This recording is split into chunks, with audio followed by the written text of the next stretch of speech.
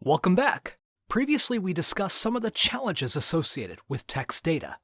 One of them was the numerical representation of text data. Now we'll look at how to solve that problem. We'll start with encodings because they're the simpler mechanism for converting text to numerical representation. There are two types of encodings, character level and word level encodings. With character level, you take every letter of the alphabet of the language that you're dealing with and you create a table out of it. In that table, you create a row for every letter in that word that you are trying to represent. This table needs to be sparse. Every element in the table is 0. Then whenever that letter appears, you put a 1. You can see an example on the slide where we represent the three words, lions, eat, and goats. Because we're working in English, the table is 26 characters wide. The phrase we're representing is 15 characters long, so we have 15 rows.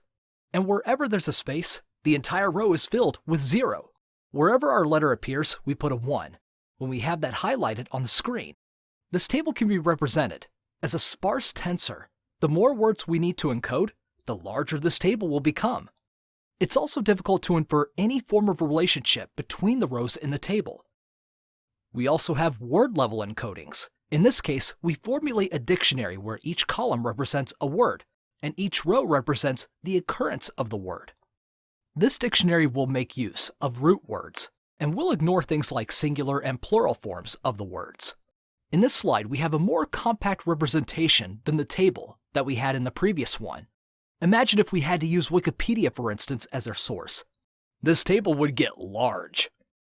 When creating this sort of dictionary, you'll need to decide on the number of words that you would like to cater for. Some people work with 10,000, others work with 20,000. Each word can then have a numerical representation so that the table becomes compact.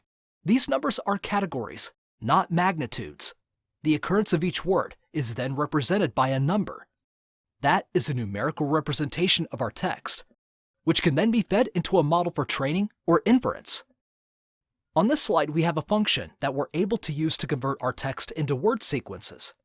It serves the purpose of tokenizing our text by extracting punctuation marks and converting the text into lowercase and splits our words using spaces and punctuation. Here, we have another function which does a one-hot encoding. It'll take a body of text and it'll also take a parameter, in which is the number of words that you would like to keep. In this case, the size of the dictionary. The most frequently used words are what make up the dictionary. So if you specify 100, then the 100 most frequently used words will make up the dictionary. These two functions used together will let you create encodings.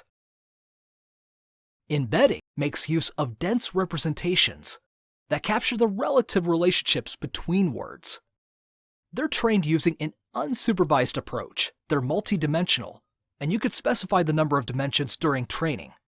Typically, the number of dimensions is from 8 to 1024. Let's look at an example. In this example, we're going to classify movie reviews. We're going to train two models. The first model is going to make use of several dense layers. Second model is going to make use of embeddings. As usual, we'll start by importing our libraries. We need a certain version of NumPy. For this exercise, this is a lower version. We're going to make use of the Internet Movie Database, which is called IMDb, and specifically the IMDb reviews. We're going to fetch the dataset with a maximum of 20,000 words. It's been processed already. So what we get is the encodings. We get the numerical representation of the words. To look at an example of the reviews, and to be able to read it in human form, we're going to have to do a reverse encoding. That's contained in this section. Once we implement that, we're able to take a look at one review. Let's go ahead and inspect one review. We could see that the punctuation marks have been removed. Was this a positive review? We could look at the label and it says that this was a positive review.